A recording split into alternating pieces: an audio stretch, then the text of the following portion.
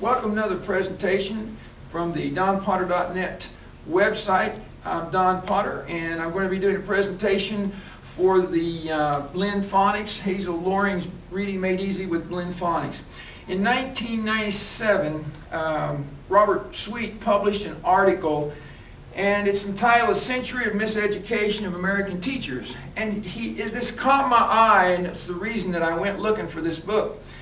He said, "An effective answer to illiteracy. Let me offer a less costly and more effective answer." I have here a 25-page booklet called Blend Phonics, written by Hazel Loring, a master teacher born in 1902 who taught under both the whole word and phonics systems. The legacy she's left us is powerful. Within the pages of this little booklet is a cure of illiteracy as we begin in the 21st century.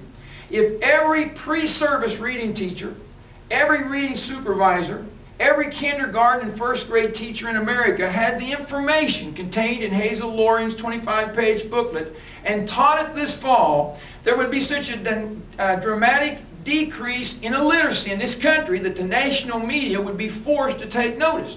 Well, that caught my eye, and so I went to the library alone and got a copy, and that was in 1999. So I had the book, but I had many other alpha phonics, phonics pathways, a lot of other good methods that I was using at the time, and so I really didn't have opportunity to use it. So last summer I decided to start using it with my tutoring kids, and I've used it here at the Christian school this year with my tutoring kids, and the results have exceeded my expectations. It is perhaps one of the best phonics programs available. It is free. I retyped it, and in 2003 I made it available on my website, DonPotter.net, where it can be downloaded for free. So what we're going to do today, I'm trying to start a nationwide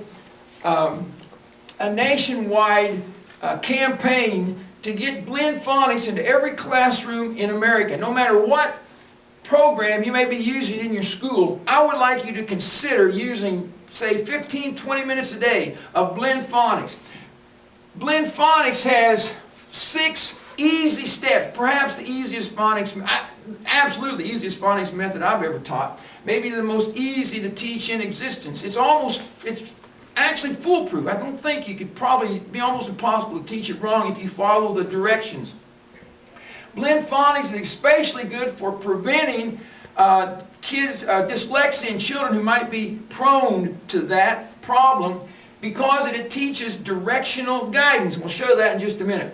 There are 6 steps, as I said. First, we study short vowels and consonants, then consonant blends and digraphs, long vowels, then we do vowel consonant E, and then we do R-controlled vowels. Then there's vowel digraphs and diphthongs, both short and long, and then irregular spellings. And so in 6 easy steps, we teach 1,446 words in 3 to 4 months at the beginning of 1st grade. I've also used this with adults.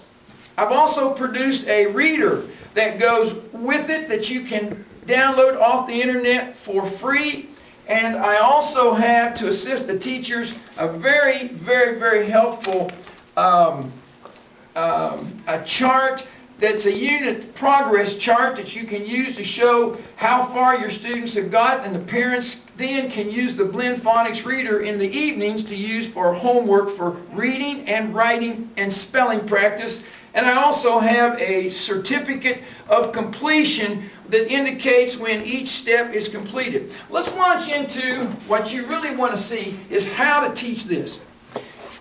Blend Phonics, as I said, is the easiest method that I know of for teaching. I'm going to try and pull something out of each one of these areas.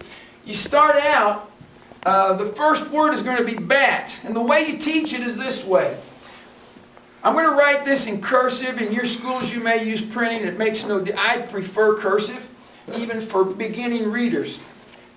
You're going to begin with the letter B, and you tell the students the letter B says B, teaching the letter name and the sound at the same time, because we're going to be teaching spelling it, and we're going to be teaching oral spelling as we teach the reading, which reinforces the alphabet principle.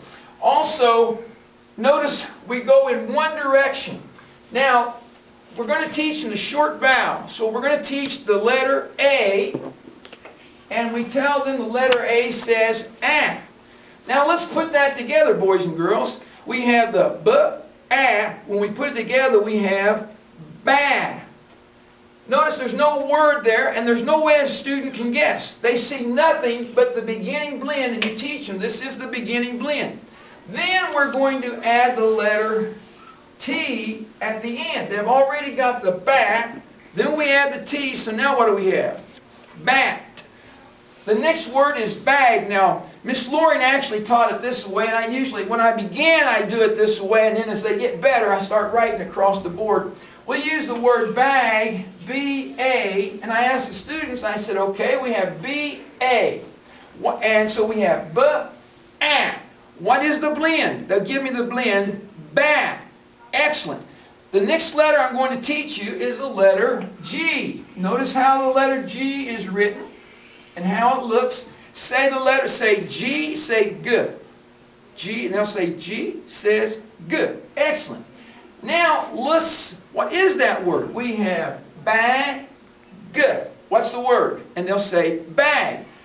Now, what we always do, and I failed to do this, every time you teach a word, you use it in a sentence. So we have the word, for example, the word bat, and I always say, give me a sentence with the word bat, and they'll say, the boy hit the ball with the bat. Good. We use bag, and I'll say, Sally, can you use a sentence with bag? And she said, yes, my mother bought groceries home in a bag. So every time you teach a word, you use it in a sentence.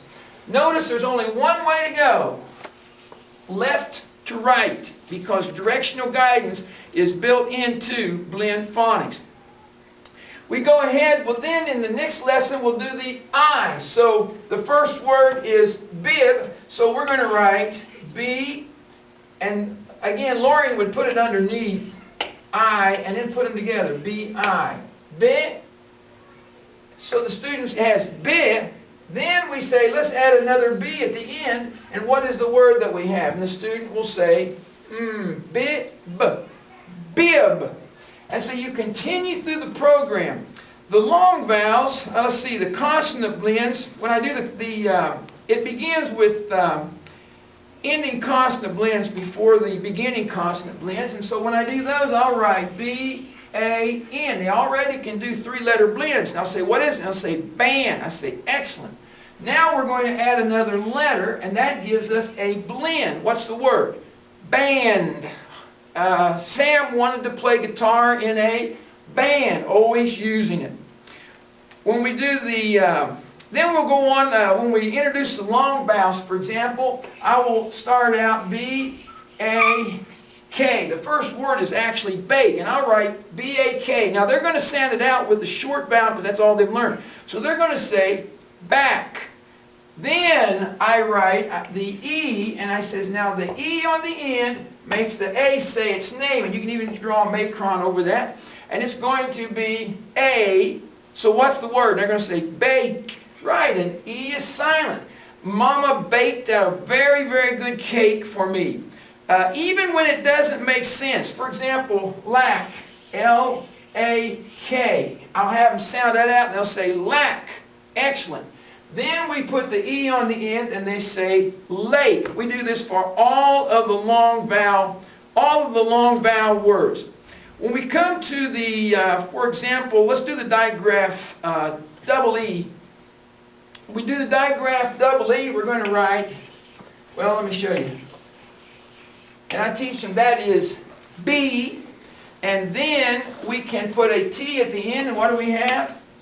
Beat. So what you're going to do is you go through this book, and I will write, sometimes I'll write 100 words. However many words that the students are capable of learning, I will write on the board. Then I assign it as homework to read in the reader, and finally when they get done, now what's happening, students that finish this generally are reading on a third grade level. Thank you, Josh. We did pretty good, I think, this evening. We'll stop right there with this presentation. Be sure and see us at